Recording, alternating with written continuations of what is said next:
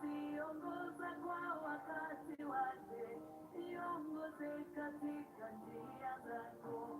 Uliziumba nyota na sayari, hata organi na viungo vyake, waziongoza kwa wakati wake, iongoze katika njia zako. Hakuna Mungu kama wewe, heshima yote ni yako yawe. Nguvu na mamlaka uhimidiwe hata milele. Hakuna Mungu kama wewe, heshima yote ni yako yawe. Nguvu na mamlaka uhimidiwe hata milele.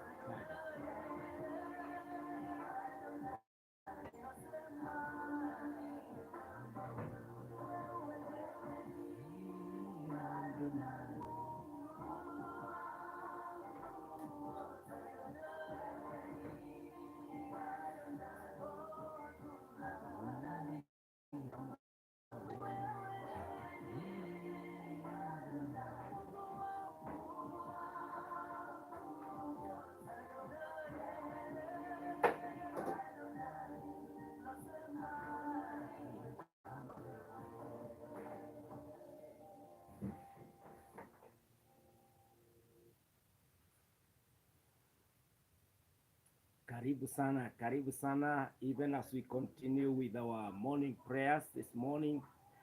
Karibu katika jina la Yesu, na ili tukaweze kushiriki pamoja. Morning Mary and Susan Wanjiro, morning, and may the Lord bless you. May the Lord favor you. May the Lord bless you in Jesus Christ.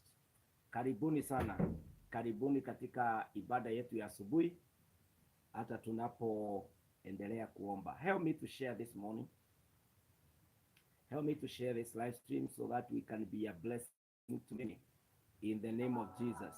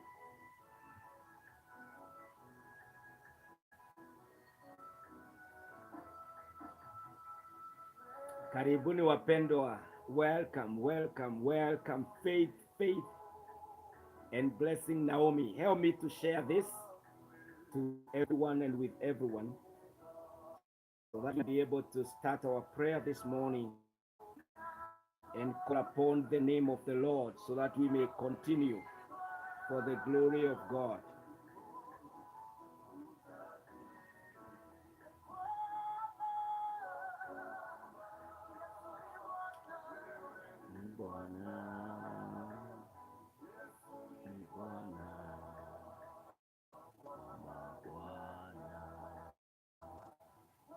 Today we are praying on a very special aspect, being the 22nd day of our prayer and fasting, being that 22nd day, 18 days to go.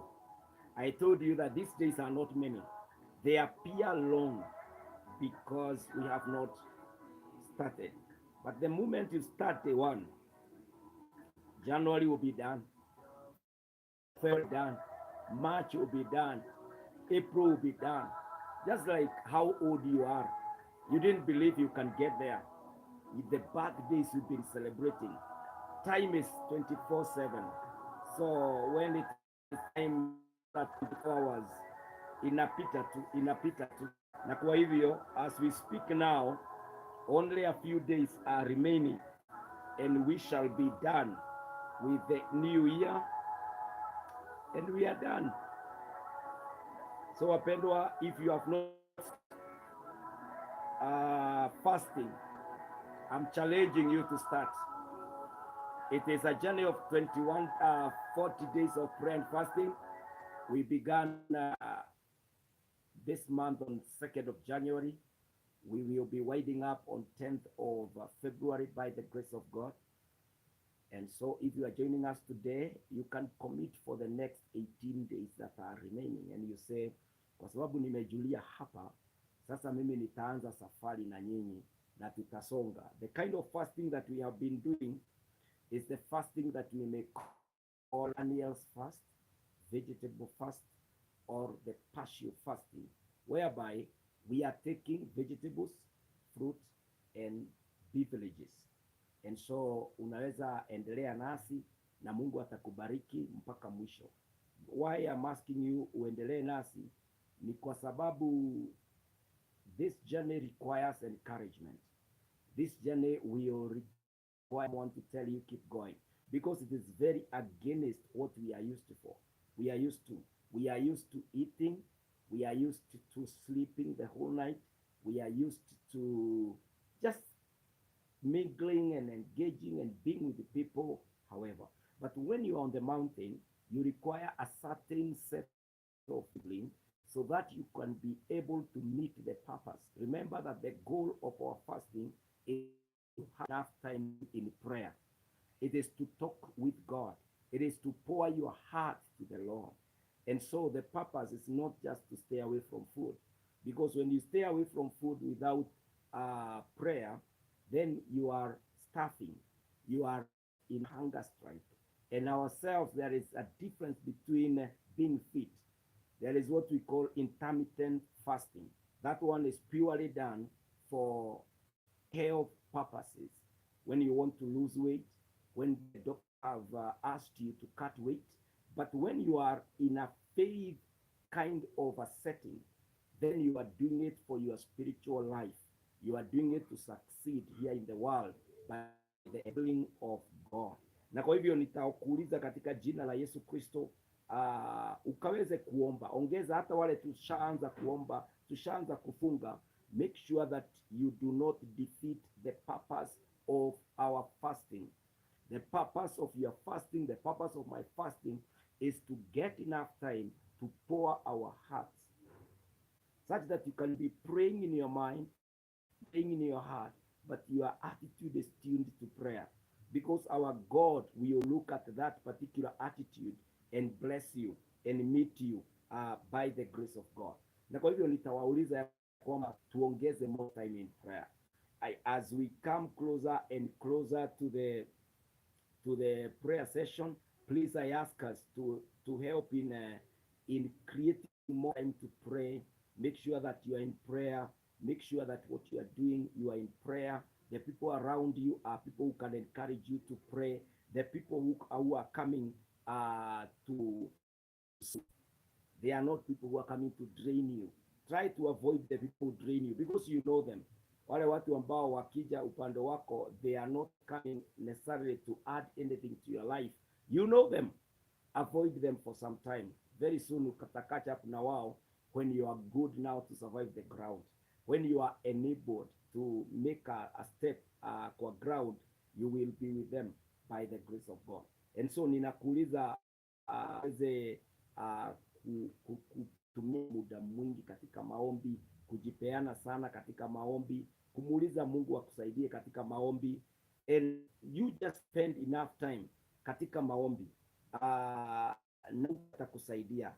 I'm trying to share to some few groups and to some few people. I'm usually generous. I pray you can be like me during this season of prayer.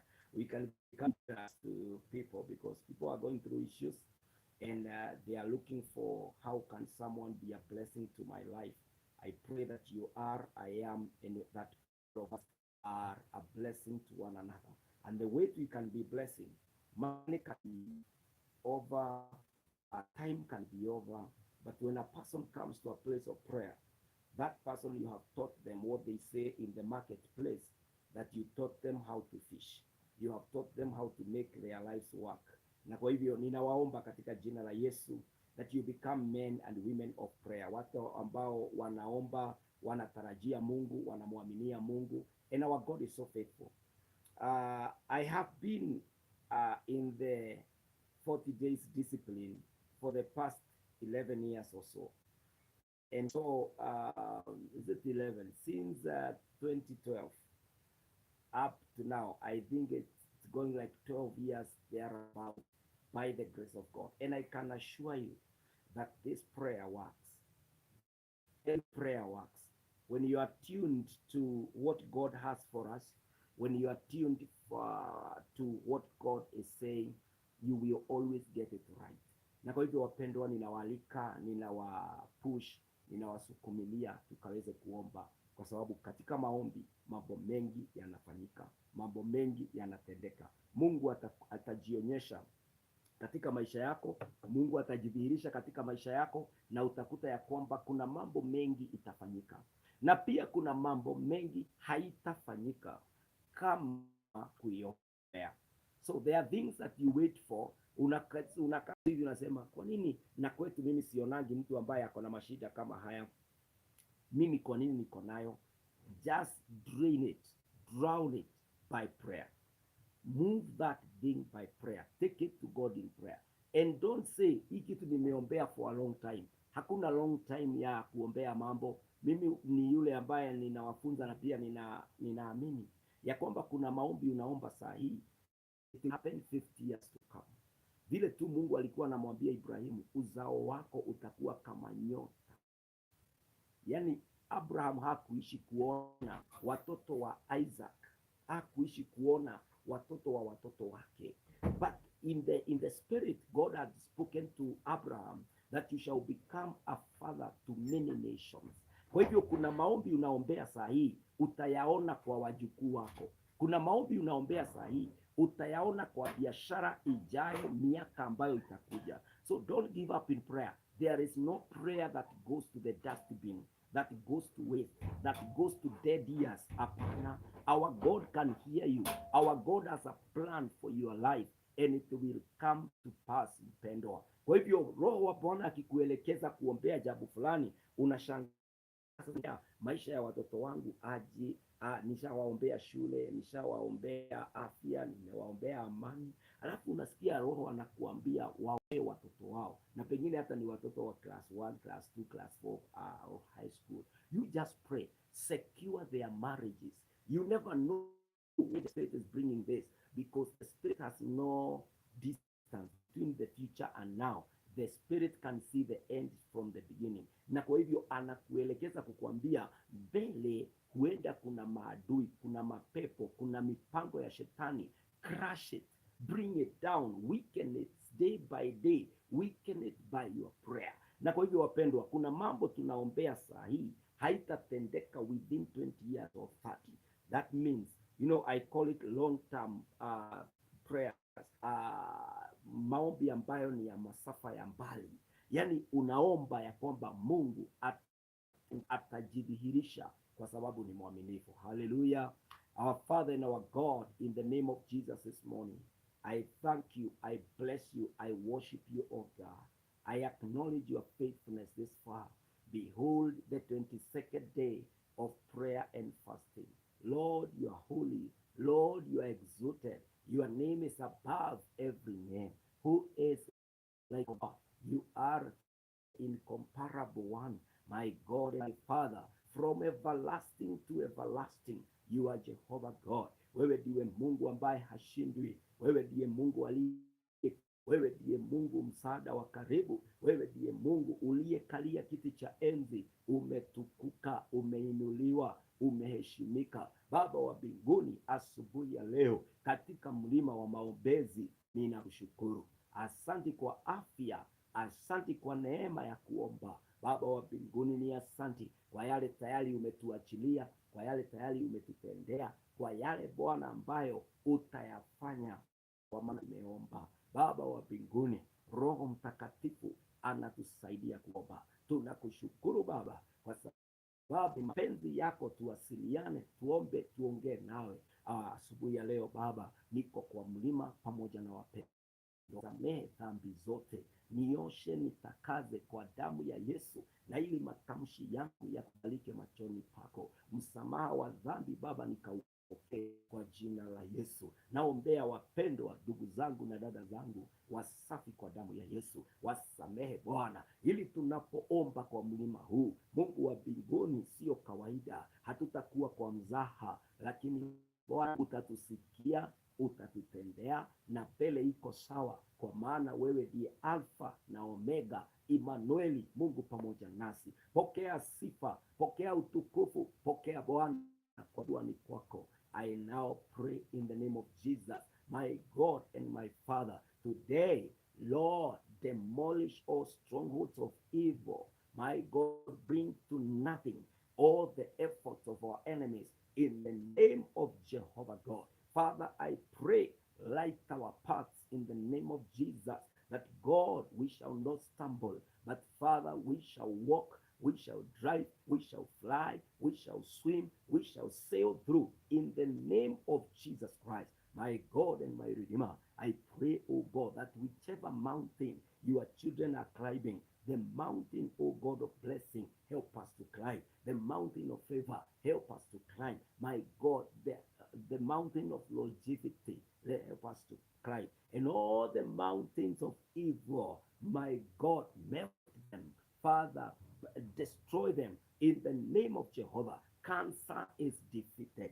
Asthma is defeated. Blood pressure is defeated. In the name of Jesus, depression, diabetes, my God, all these wicked pains, my God, they are defeated in the name of Jehovah God. Mungu wetu, magonjwa haya ya mashetani yanakuja yanakula pesa yote. I pray, Almighty God, save us, Lord. Exempt us from these pains in the name of Jehovah God. Baba wa mbinguni, walio na wagonjwa hospitalini ama wengine wanaelekea hospitali asubuhi ya leo, wacha uponyaji wako ukashuke, wacha miujiza yako tatendeke, ukawaondolee Bwana majanga haya kwa jina la Yesu. Wengine Bwana ni madeni imekuwa mzito, I pray for them.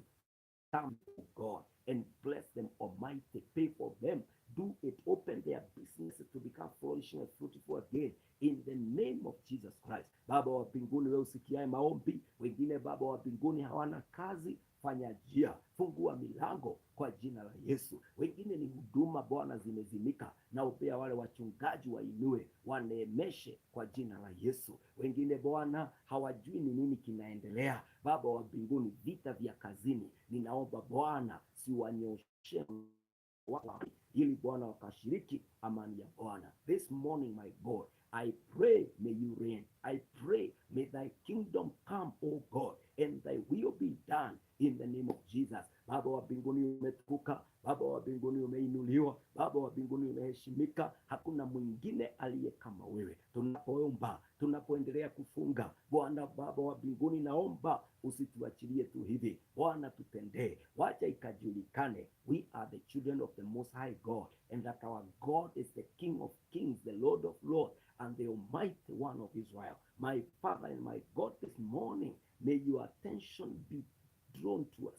My God, may you be pleased to receive our prayer and grant our prayer in the name of Jesus. My Father, my God, I thank you. As the children are going to school, bless them, Almighty. As your people are give them journey mercies. My God, today, network us divinely, and my God, you perfect our day in the name of Jesus. On your mountain, you are Jireh. Father God, hear us. Father God, favor us. Almighty, may you come down and do that which only you can do. Bless us now. Be with us, oh God, even as I live in a session of encouragement and interaction with the scriptures. Father, I pray, be with us and bless us in the name of Jesus. Father, be this and ordain our day, even as you shame our enemies and lift us to places of glory for thy honor and worship and for our blessing. This is our prayer this morning. In Jesus' name, I pray and I surrender all to you, oh God. Amen. Amen. Amen. Amen. Amen. Amen. Amen. Amen. Hallelujah.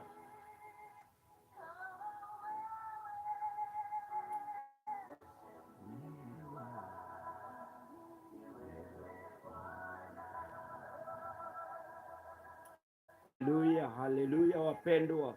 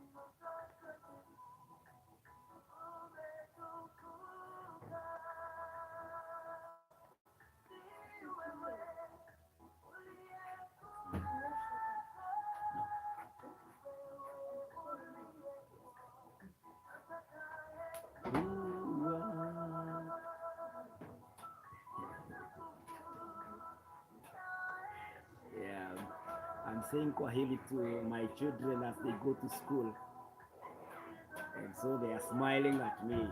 It feels differently. It's joyous to see your son and daughters leave for school. I pray for a parent who is out there that he shall always be joyous. We shall be always be joyous because our children will be a source of joy by the grace of God. Amen. Karibuni sana wapendwa. Karibuni sana wapendwa wangu. And now today, we are praying on a very specific, very important subject. It is called excellence. Yaani chochote utakachofanya kinafaulu, unakifanya kwa njia ambayo hata kinapendeza, hata kimekamilika. Yaani unafanya jambo na hilo jambo linakamilika. Kuna watu wengi ambao the spirit of excellence is not with us, even within our working environment. Unakuta the company is not excellent in its businesses.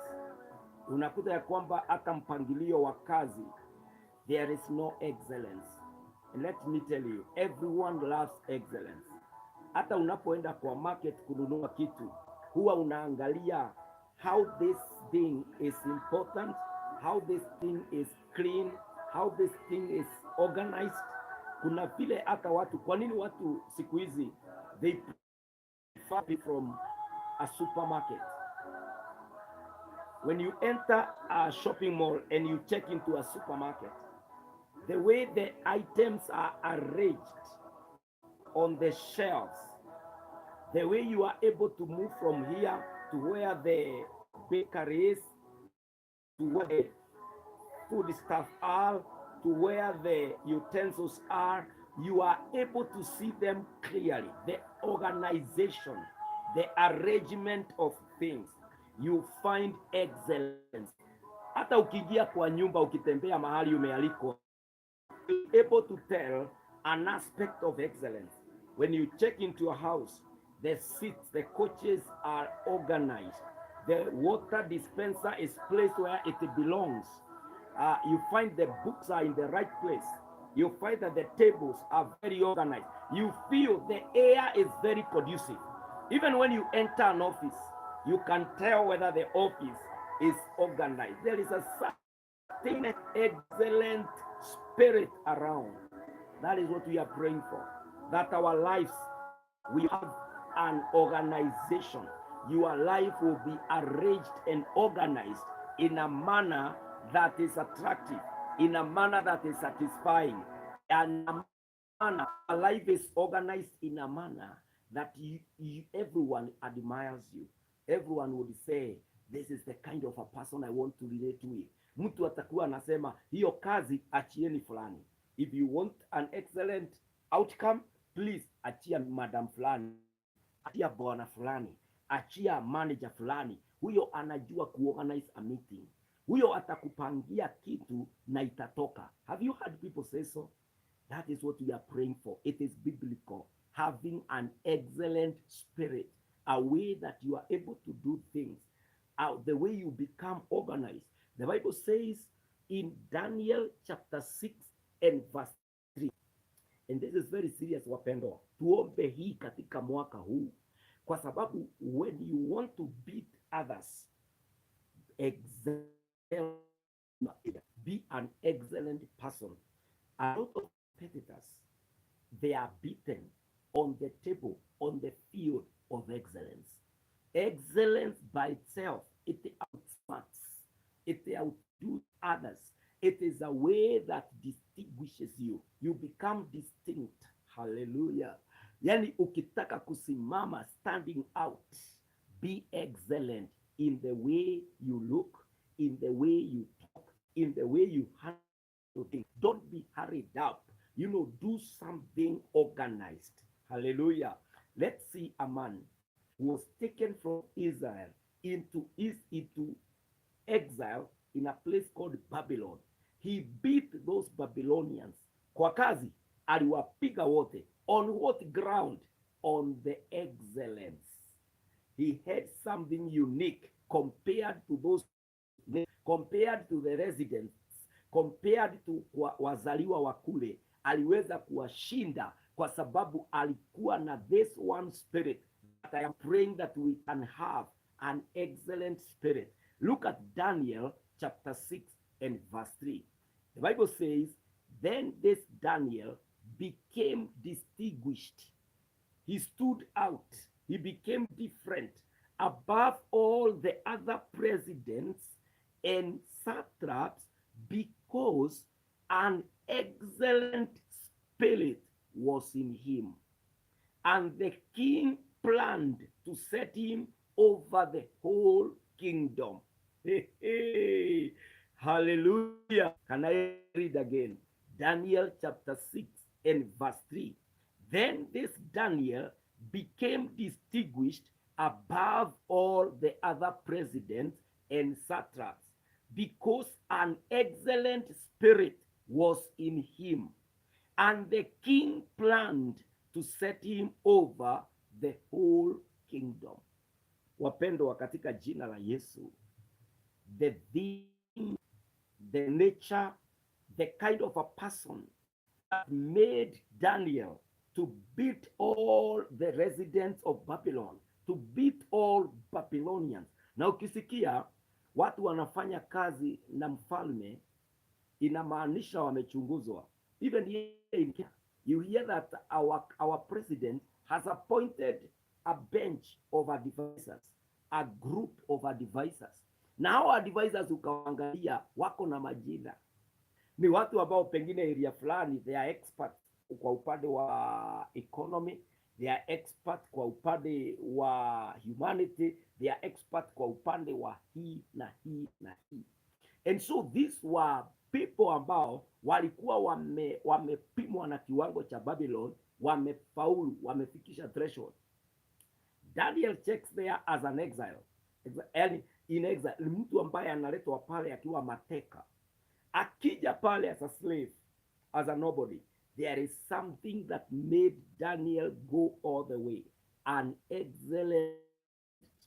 Tunaambiwa ya kwamba mfalme akapanga atampatia the whole kingdom. The spirit in Daniel was the spirit of excellence. He knew how to do things. He knew what to say at what time. He knew how to say it. Hallelujah. The excellent spirit, the knowledge of what you're about to do, the how to do that thing, and the expected result, the expected outcome uko nayo. Wapendwa, this is an area we need to pray for. It carries the favor for your rising.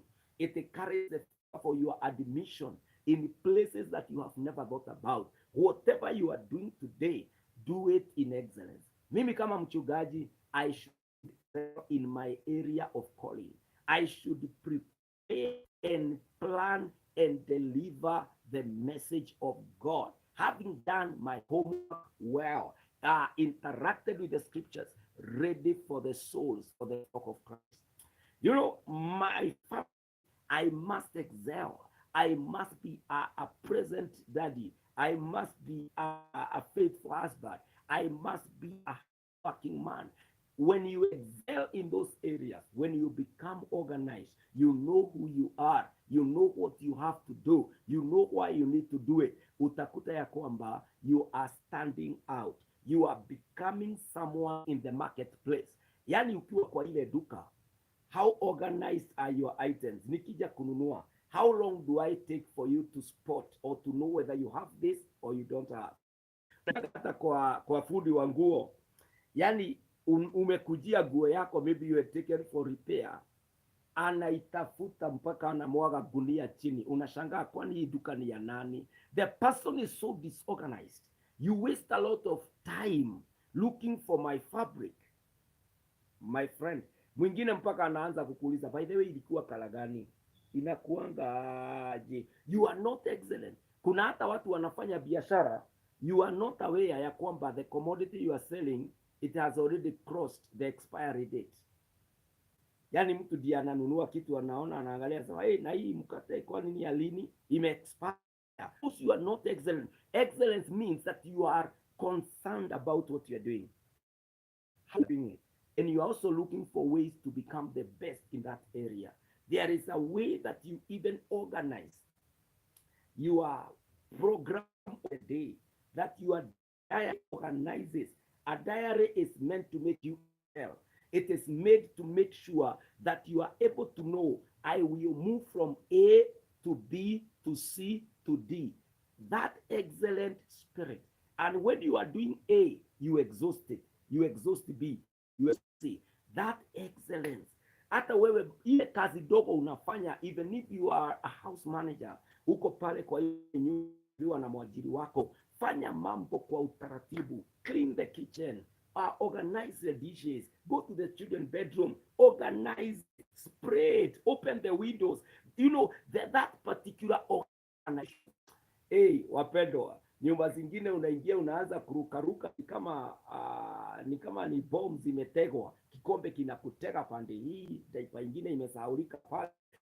My recognized spirit, hallelujah. You know what I'm saying in the spirit, and also in our offices, where you work.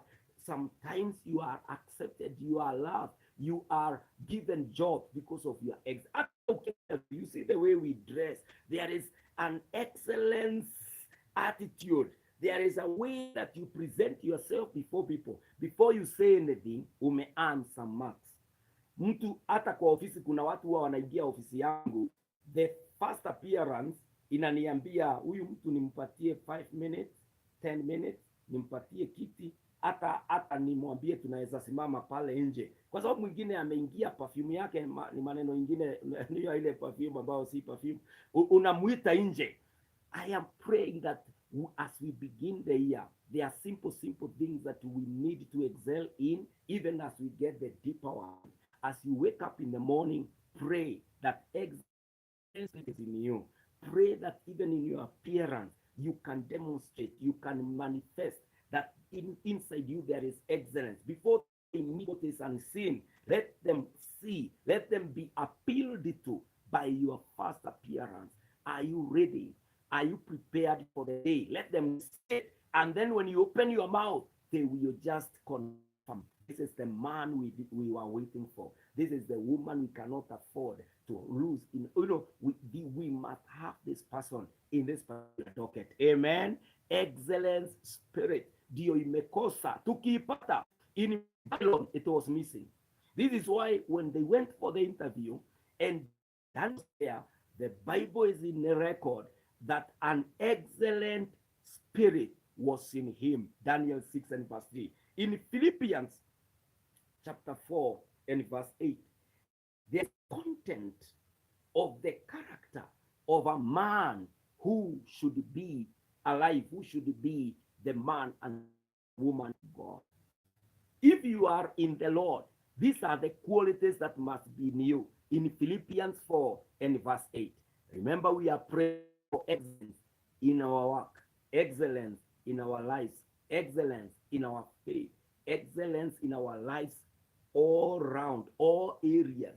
Now, in Philippians 4 verse 8, the Bible says, finally, brothers, whatever is true, whatever is honorable, whatever is just, whatever is pure, whatever is lovely, whatever is commendable, if there is any excellence, hallelujah, if there is anything worthy of praise, think about these things. The content of the thoughts of a man of character, of a man of success, this thing must be there. Excellence. Whatever is true, whatever is honorable, whatever is just, whatever is pure, whatever is lovely, whatever is commendable, if there is any excellence, if there is anything worthy of praise, think about these things. My friend, think about your excellence. You know, sometimes I look at the worship team and I'm asking them, did you really excel in that area of that song? Did you know the beats? Did you know the key? Did you know your voice? Did you know your backup? I'm asking them simply, are you excellent in that field? I look at people in the businesses, in their shops, and I'm saying, really, are you thinking about your shop? Were you really prepared about your shop? Unanipatia kitu ambayo iko na vumbi, imejaa vumbi everywhere, and you don't care. You don't, if I was in a hurry, I don't have the time to kuipanguza, even you are not sorry about that. You are not saying, customer, I'm very sorry that you have to carry this thing before I wrap it up. You know, excellent spirit. Hallelujah. Excellent spirit. The way you know how to handle things. You are aware that I should be doing. They are small acts, but they demonstrate that you really thought about it, that you are ready for it, that you are prepared for it. Even hata kupanga nyumba, unakupanga nyumba imehangiwa kalenda ya 1982 na tuko 2025, my friend. Excellent spirit. How do you justify? Is it a museum? Ama hiyo kitu umeweka hapo kwa sababu you featured on it? You can explain. We should to tell there is excellence in this. And so the scripture says in Colossians 3 verses 23, whatever you do, work heartily as for the Lord, not for men. Whatever you do, that is excellence. Whatever you do it as if you are doing it for God. You are doing it for Jesus, not for men. You see why it is, why Paul would tell the Colossians, everything as if The one marking what they are doing is God. You know, God is the King of Kings. Is the highest standard, highest level, is the highest office. Sasa hebu jiulize, kama umeajiriwa mahali upo na Mungu mwenyewe na the president, ungepea ripoti gani itolewe? Angepay a visit mahali unaishi, mahali unafanyia kazi, what kind of an experience, what do you want him to come and see? And so Apostle Paul says here in Colossians 3 and verse 23, whatever you do, work heartily as for the Lord and not for men. How do you spend your time? Are you organized that in this hour I'll be doing this, in this second hour I'll be doing this? How to distribute yourself into the hours of the day? Wapendwa, excellence is missing. Mimi naonanga hata nikiwa kwa church watu wanaingia ibada ilistahili ianze ama ilishaanza saa 5, lakini unakuta mtu anaingia saa 7, ama mtu anaingia ako very disorganized, hata Bible hana, hata haelewi nini. Unakuta a lot of disruption. Mtu ako kwa ibada lakini ako kwa WhatsApp ama ako Facebook ama ako mahali fulani. How organized, how prepared? Whatever you do, work at it excellently as for the Lord, not for men. Wapendwa, excellence is something. When you check into your wardrobe, the kind of a garment, the kind of an outfit that you shall wear, does it match where you are going? Do you think through about where you are going? Do you uweze kumatch the occasion, the way that you are dressed up?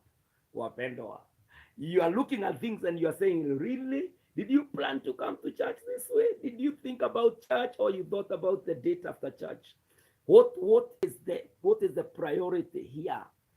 Yani unaangalia mtu ameingia kwa job, yeye ni manager, ama yeye umempatia nafasi ya kupokea wageni, yeye ndiye atakuwa asha pale kwa mkahawa, pale kama waitress ama waiter, yeye ndiye anaambia what come in, lakini the nywele vile kwa hata ile nguo amevaa of the day, you be bad, my friend, you will be chased out, because excellence is something that everyone is looking for. Utakuta mtu ambaye ako sawa, even the children are attracted to that person. When you work, excel. Mahali umewekwa kwa store, ipange vizuri. If you are groundman, yani manicure the grass, fanya kazi nzuri mpaka boss anasema mimi najuanga kama nani ako kiwanja itakuwa na carpet, yani atakata ile nyasi, and one day they shall promote you from where you are, because excellence is a master key. Daniel was made distinguished, became distinct kwa sababu ya excellent spirit in it. It speaks for itself. If you are sweeper, get so well that even if you miss that job, or you are promoted to another level, or you go away, they will say they are once lived a sweeper. There is that statement said by a prominent person in the past. They will say they are once lived a sweeper. Do it so well. If you are manager, treat people that when you shall be doing a farewell, people will be shedding tears, saying, this was the best manager. He was able to connect with the lowest employee, and he was excellent in executing the matters of the company. Mpaka the boss mwenyewe anasema, I wish it was an issue of money. I could have increased your salary to keep you. Yani, wanasema, we don't want to lose you, because what is going away cannot be bought. The excellent spirit. That is what works for our lives. That is what God put in us, that we can become better through it, the grace of God. Wapendwa, zote tuko qualified kimasomo, degree ni the same, ma certificates in the same, hata biashara tumeweka the same. Duka ya chakula ni duka ya chakula, hii ni duka ya spares, ile ni duka ya spares. What will make you distinguished in your market is the spirit of excellence. How you follow up your customers, what you talk to your customers about, how you plan your things, how organized you are, polite you are, that will stand out and people will be lining up. Unajua watu wengine wameenda overboard mpaka wanatumia uchawi, wanatumia sijui nini, wakifikiria hiyo ndio itavuruta wateja, itavuruta customers. I am here to reveal to you an excellent spirit will make your customers come. Hallelujah. Mchungaji, an excellent spirit that when you start the journey of prayer, you are able to stand. Unaendelea. People will follow that vision. People will follow that light. Kwa sababu that excellent spirit, yeah, it is not ordinary. It is not obvious. Hey, mom, be excellent as you bring up your children. Be excellent in your path as a father. You know it so well that there will be no substitute. There will be no replacement of who you are. Yani Mungu atakutendea, Mungu atakubaki, na Mungu ataonyesha wewe you are standing out by the grace of God. Excellent spirit. Hallelujah. In 2 Corinthians chapter 8 and verse 7, it says, but as you excel in everything, in faith, in speech, in knowledge, in all earnestness, and in our love for you, see that you excel in this act of grace also. As you excel in everything, remember also to excel in the grace of giving also. And everything that you do, Paul is saying, excellence in faith, excellence in speech, excellence in knowledge, excellence in all earnestness, excellence in love, also excellence in giving. Paul is saying everything should be packaged in excellence. Everything should be pushed, should be activated by excellence. If I am a man of faith, let us see excellence in faith. You know this. You know faith comes by hearing, and hearing the word of God. So when you tell us a man of faith, let us hear you quote the scriptures in the right context. Let us hear how you do this, because the word of God says excellence. He also says excellence in speech. In speech is how you respond to people. Unajua kuna watu midomo yao inakibia before mawazo. Unasema kitu before you think. Baadaye unasema mimi siku hiyo kisubua hivi. Mimi sikuwa namaanisha, hata nyinyi hamjuagi mchezo. My friend, excel in your speech. What you are saying, think fast, then release it in the outlet. Inatoanga kile kiko processed inside, but don't allow unprocessed. Don't allow the raw materials zitoke mbele. Process it. Process your response.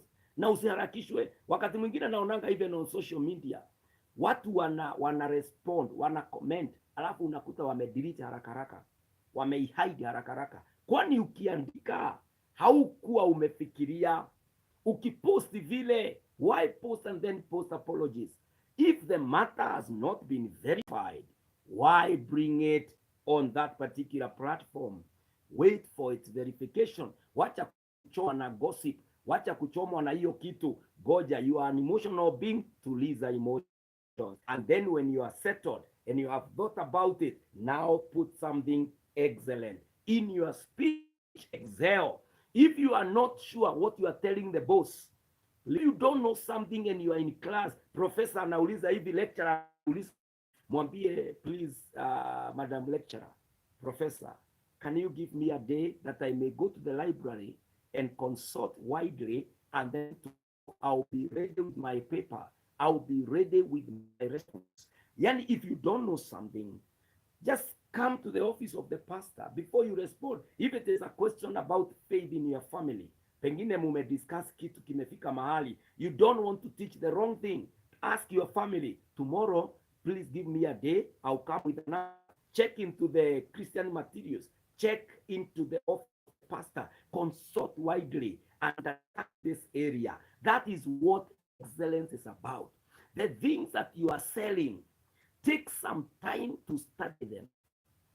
kwa sababu wakati mwingine unaingiaga kwa chemist, mtu ni pharmacist na kupe hata hakonsult na vitabu na vitu zingine. Even doctors, they keep running, they keep getting upgraded, kwa sababu there is a lot that is happening in the medicine world. Wapendwa, kitu bidhaa ikiingia pale kwa duka, study about it. Mahali unauza vitu, tuelezee what is the medicinal value of this fruit that I sell. Ni nini? Yani panguza tu. Excel in faith, excel in speech, excel in knowledge. That is 2 Corinthians 8 verse 7. Excel in knowledge. What do you know about what you sell? The things that you handle, what do you know about them? Hata watoto wetu wapendwa, zile program kama wakati wanarudi kutoka shule ama weekends ama wakati wako kwa likizo, programs they watch on TV. Have you taken time to watch that cartoon or even to go and study about the cartoon? Unauliza summary of this cartoon. What does it advocate? What does this cartoon advance? Because cartoon zingine they are very dirty in the middle. Lakini kwa sababu uliona mwanzo ukaona tu ni tuko pale, you are not understanding the language. Yet your child is not even attracted by the images. Ni vile ule mchezo wanaendelea, atakuweza kukuhadithia from A to Z. Hiyo ndio inamuia. Are you excellent in knowledge? Do you take time to study your child, to understand at this age, my son should be understanding this, my daughter. Excellence haikujangi tu na hiyo, you keep growing it, you keep advancing it. The excellent spirit, hiyo ni jambo ambalo tunaliombea. Tunafanya kazi ngumu, tunaenda ng'ambo, tunaagiza mali, tunaenda tunasomea hiki na kile, tunakuja the outcome, we call it the return on investment inakuwa so low, kidogo sana, kwa sababu you are lacking something that is the means to deliver that commodity, the means to draw people to yourself. It is called excellent spirit. We are going to pray for it today, that we shall excel in the name of Jesus Christ, that we shall be men and women who are excellent in everything that we are doing. I want to read the last scripture for us today, even as we pray this morning, and as I push you, as I motivate you to pray today. And this particular scripture talks about even the things of God, they must be delivered in excellence. God himself is excellent. 1 Peter 2 and verse 9. 1 Peter 2 and verse 9. The scripture says, but you are a chosen race, a royal priesthood, a holy nation, a people of own possession, that you may proclaim the excellencies of him who called you out of darkness into the marvelous light, that you may proclaim the excellencies of him. Hallelujah. God is excellent. We can only become the source of delivering excellence if we are excellent.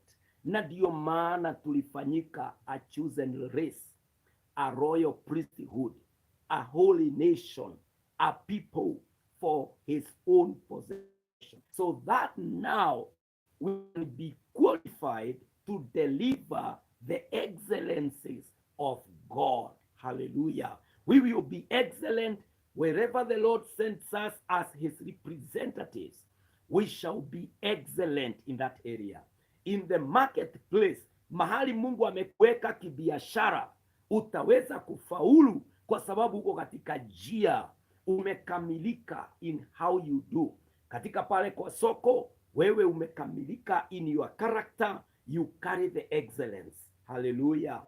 Ukiwa katika ofisi hiyo ya embassy, ofisi hiyo ya government, ofisi hiyo ya ng'ambo, Mungu unamsimamia vizuri. Yeye ndiye alikupeleka huko. You must excel as you deliver the excellencies of God. Hallelujah. Isn't that a challenge? Isn't it a very powerful prayer point?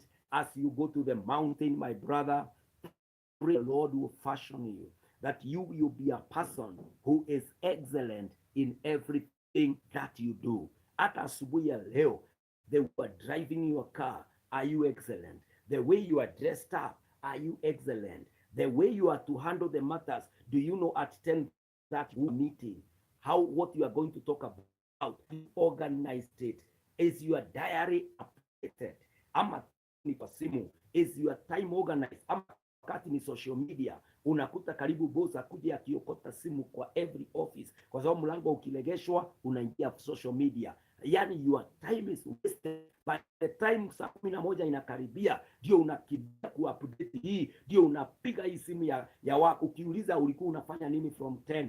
You cannot account for your life. I pray that there will be this discipline of excellence in whatever that we are going to do in the name of Jesus. Our Father and our God, help us that we may achieve excellence.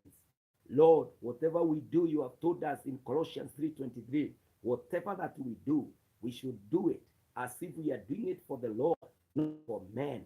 I pray, my God, that we shall excel in everything that we are doing. You have challenged us that in our faith, in our speeches, in our knowledge, in whatever it is you give us to do, we must excel. My God, I pray that, Father, just like it worked in the days of Daniel, that he was even able to beat the people in their home ground because he carried excellent spirit. My God, you are activating excellence within us. My God, you have made us a royal priesthood, a people set apart for God. I now pray, oh, activate excellent spirit within us in the name of Jesus, ya kwamba mahali popote tutakuwa, watu watasema naenda kwa duka ya ndugu fulani kwa sababu yeye hawatakuwa wanaelewa ni nini. It is the excellent spirit, the way to handle the customers, the way to handle the members, the way to handle the partners, the way to respond to issues. My God, enable us. He give us excellence in the year 2025 katika jina la Yesu. We shall be excellent in January, February, March, April, November, December, the day, week, month, throughout the year and in our lifetime. Lord, we draw excellence from you. We ask you, Almighty God, Mungu wetu, Mungu wa mbinguni, si utusaidie leo, that my God, we shall excel in everything that we are doing because we carry excellent spirit within us in the name of Jesus. My God and my Redeemer, naomba asubuhi ya leo wapendwa hawa wote wanaomba nasi, walio katika mlima huu, my God and my Redeemer, we shall be excellent in all areas of life. Help us this morning. Help us on the 22nd day on the mountain, that we shall be excellent in whatever that we are doing. We are thankful, we are grateful, na tunasema ni asante. Pokea sifa Baba, pokea heshima na utukufu,